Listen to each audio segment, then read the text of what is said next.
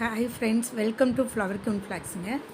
இன்றைக்கி எங்கள் வீட்டுக்கு ஒரு பொருள் வந்திருக்குது. என்னன்னு பார்க்கலாங்களா? பாருங்கள், கவரை கட் பண்ணி பார்த்தா தான் உங்களுக்கு தெரியும் என்ன வாங்கியிருக்காங்க.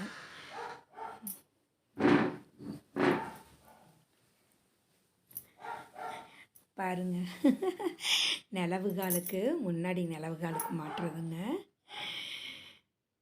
ஒரு ஸ்டோல் போட்டு ஏறி மாட்டிடலாங்க. எப்படி இருக்குதுன்னு கமெண்ட்டில் சொல்லுங்கள். 500 தாங்க இது. அப்புறம் இன்றைக்கி ஒரு சமையல் பார்த்துடலாங்க. அவரைக்காய் வச்சு என்ன பண்ணலாங்கிறது பார்த்துடலாங்க. ஃபஸ்ட்டு முள்ளங்கியை சுத்தமாக கழுவிங்க, தோல் சீவி எடுத்துகிட்டு கட் பண்ணி ரெடி பண்ணிக்கலாங்க.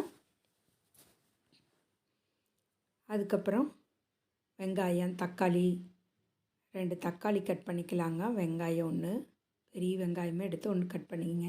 சின்ன வெங்காயம் போட்டிங்கன்னா ஒரு 10-15 வெங்காயம் போடுங்க. இன்னும் என்ன பண்ணுறேன்னு உங்களுக்கு சொல்லி இல்லை. புளியெல்லாம் ஊற்றாமையே முள்ளங்கி சாம்பாருங்க. எங்கள் ஊர் ஸ்டைலில் எப்படி பண்ணலாங்கிறது தான் பார்த்துடலாங்க. முள்ளங்கியெல்லாம் சுத்தமாக கட் பண்ணிவிட்டு ஒரு தடவை தண்ணியில் போட்டு நல்லா கழுவி எடுத்துகிட்டு, வெங்காயம் அப்படி தான் ஒரு பெரிய வெங்காயம் தண்ணியில் போட்டு கழுவி எடுத்துட்டோங்க. எல்லாம் எடுத்து தட்டுக்கு மாற்றிடலாங்க. அதுலேயே நம்ம 2 தக்காளி போட்டுங்க. பெரிய தக்காளியாக போட்டிருக்கறனால 2 போட்டிருக்குறேங்க. நீங்கள் சின்ன தக்காளியாக இருந்தால் 4 தக்காளி போடுங்க. அப்போ தான் நல்லா டேஸ்ட்டாக இருக்குங்க. ஒரு சொம்பு தண்ணி ஊற்றிங்க. 1/2 டம்ளர் பாசிப்பருப்பு, 1/2 டம்ளர் துவரம்பருப்பு போட்டு 1/2 மணி நேரத்துக்கு முன்னாடியே ஊற வச்சு கழுவி எடுத்துட்டேங்க. அதுக்கு தேவையான ஒரு சொம்பு தண்ணி விட்டுட்டேங்க. அதோட கட் பண்ணி வச்சுருக்கிற ஒரு தக்காளி இதில் ஆட் பண்ணிக்கலாங்க. ஒரு தக்காளி அங்கே சின்ன சின்னதாக கட் பண்ணி வச்சாச்சுங்க. வெங்காயம் ஒரு பெரிய வெங்காயம் கட் பண்ணியிருக்கிறேன். அதில் 4 துண்டு மட்டும் எடுத்து இதில் போட்டேங்க. விளக்கெண்ணெய் 1 ஸ்பூன் கண்டிப்பாக ஊற்றுங்க, ரொம்ப நல்லது. மஞ்சத்தூள் 1/2 ஸ்பூனுங்க. அதோட 1 ஸ்பூன் ஜீரகம் ஆட் பண்ணிட்டேங்க. மூடி ஒரு விசில் விட்டு எடுத்துருங்க. ஒரு விசில்லையே வெந்துருங்க. அது அடுப்பில் வேயிட்டுங்க. இது சாம்பாருக்கு தாளிச்சிடலாங்க. கல்லெண்ணெய் ஒரு 2 டீஸ்பூன் விட்டுருக்குறேங்க. ஆயில் காஞ்சோன்னே கடுகு 1 ஸ்பூன், கடலப்பருப்பு 1/2 ஸ்பூன், உளுந்தம்பருப்பு 1/2 ஸ்பூனுங்க போட்டுக்கலாங்க. 1/2 ஸ்பூன் போட்டிங்கன்னா போதும் சாம்பாருக்கு. பொரியலுக்கு தாங்க 1 ஸ்பூன் போடணும். நல்லா பொன்னிறமாக வணங்கின பிறகு வெங்காயத்தை ஆட் பண்ணிக்கலாங்க. அதோடு நம்ம பெருங்காயத்தூள் இருந்தால் அதையும் நம்ம ஆட் பண்ணிக்கலாங்க. ஆட் பண்ணிவிட்டு கருவேப்பிலை ஒரு கீத்து போட்டேங்க.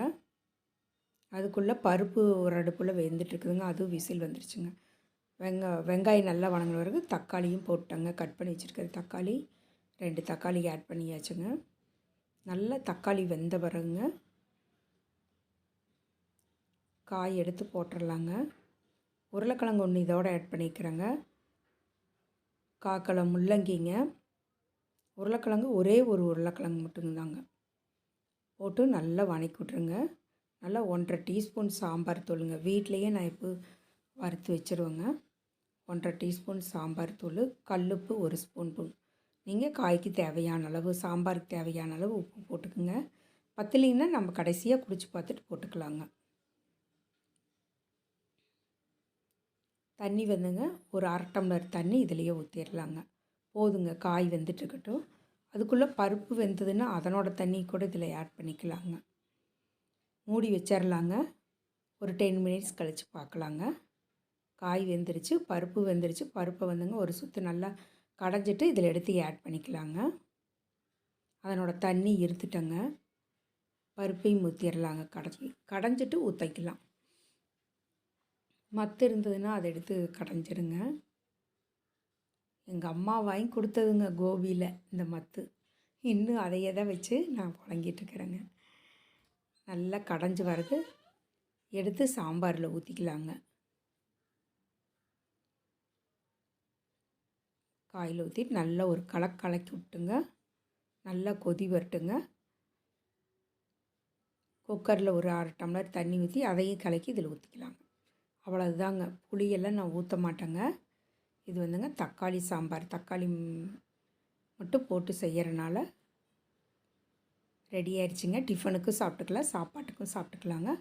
கொத்தமல்லி தழை தூவிங்க இறக்கிடலாம். இதோடு நம்ம கொஞ்சம் தேங்காய் திருகல் இருந்ததுன்னா நீங்கள் தேங்காயுமே போடலாங்க. நான் கொஞ்சம் தேங்காய் கொஞ்சம் போடுங்க. ஒரு 2 டீஸ்பூன் போட்டிருக்கிறேங்க. பெரிய டீஸ்பூனில் 2 டீஸ்பூன் தேங்காய் திருகி போட்டிருக்கிறேன். அதையும் கலக்கி விட்டுறலாங்க. சூப்பராக இருக்கும். நீங்கள் இதுக்கப்புறம் புளி ஊற்றுவீங்க, புளி ஊற்றுறவங்க ஊற்றிக்கலாங்க. ஒரு நாளைக்கு நீங்கள் இந்த மாதிரி செஞ்சு பாருங்கள். ரொம்ப டேஸ்ட்டாகவும் இருக்கும், சுவையாகவும் இருக்கும். நம்ம இட்லி, தோசை அதுக்கும் சாப்பிட்டுக்கலாம், மத்தியானம் சாதத்துக்கும் சாப்பிட்டுக்கலாங்க. ஒரு நாளைக்கு புளி ஊற்றாமல் செஞ்சு பாருங்களேன், எங்கள் ஊர் ஸ்டைல் படி. அடுத்ததுங்க அவரைக்காய் ரெடி பண்ணிக்கலாங்க. சுத்தமாக கழுவி நார் எடுத்துடணுங்க. அவரைக்காய் நார் எடுத்துகிட்டு 2 பக்கம் நார் எடுத்துகிட்டு கட் பண்ணி போட்டுக்கலாங்க. அதுக்கு ஒரு பெரிய வெங்காயம் கட் பண்ணி வச்சுருக்கிறேன். ஒரு கேத்து கருவேப்பிலைங்க, 3 வரமிளகா தாளிக்கும்போது கட் பண்ணி ஊற்றிக்கலாங்க. அவரைக்காயெல்லாம் கட் பண்ணி ரெடி பண்ணி வச்சுட்டு ஆயில் ஒரு 3 டீஸ்பூன் ஊற்றிக்கணும். பொரியலுக்கெல்லாம் 3 டீஸ்பூன் ஊற்றணும். ஆயில் காய்ச்ச வர கடுகு 1 ஸ்பூனு, உளுந்தப்பருப்பு 1 ஸ்பூன், கடலப்பருப்பு 1 ஸ்பூனுங்க. நல்லா பொன்னிறமாக ஆனோன்னு வெங்காயத்தை ஆட் பண்ணிக்கலாங்க. நீங்கள் சின்ன வெங்காயம் பெரிய வெங்காயம் போடுறதுனால ஒரு பெரிய வெங்காயம் போட்டுங்க. சின்னதாக இருந்தால் ஒரு 10 வெங்காயம் போடுங்க. 3 வரமிளகா, ஒரு கீத்து கருவேப்பிலை போட்டிருக்குங்க. எல்லாம் நல்லா வணங்கின பிறகு அவரைக்காய் ஆட் பண்ணிக்கலாங்க. அவரைக்காய் ஆட் பண்ணி நல்ல ஒரு சுற்று நல்லா கலக்கி விடுங்க. நல்லா வணக்கி விட்டே இருக்கலாம். அடுப்பை வந்து சிம்மில் வச்சுருங்க. இப்போ சிம்மில் வச்சுட்டு நல்லா அவரைக்காயை வணக்கி விட்டுட்டே இருங்க. அதோடு நம்ம 1/2 டீஸ்பூன் மஞ்சத்தூள் போட்டுக்கலாம். காய்க்கு தேவையான அளவு மஞ்சத்தூள் போட்டுக்கலாங்க. அதோட சால்ட் உப்பு ஆட் பண்ணிக்கலாங்க. பொடி மாஸ்கெல்லாம் நீங்கள் எப்போவுமே பொரியலுக்கு சால்ட் உப்பு போடுங்க. 1/2 டீஸ்பூன் டர்மரிக் பவுட்ரு ஆட் பண்ணிங்க. நல்லா ஒரு கலக்கி விட்டுங்க.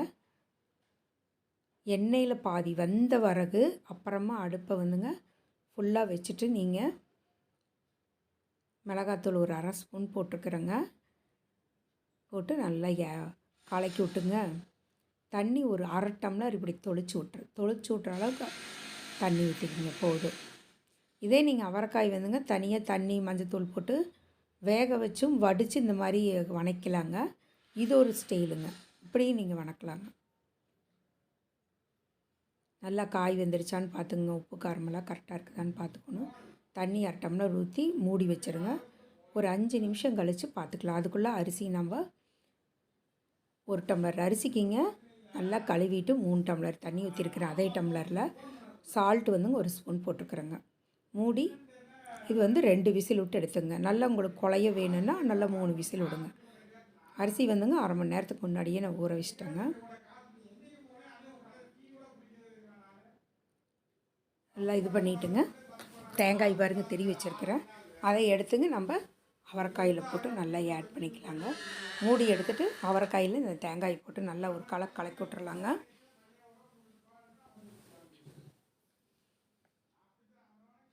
அவரைக்காய் காய் வெந்துருச்சுங்க. ரெடி ஆயிடுச்சு.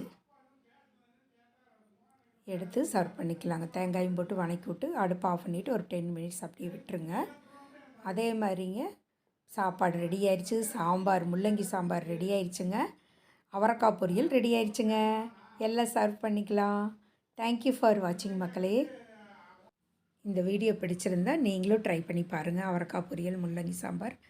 தேங்க்யூ ஃபார் வாட்சிங்.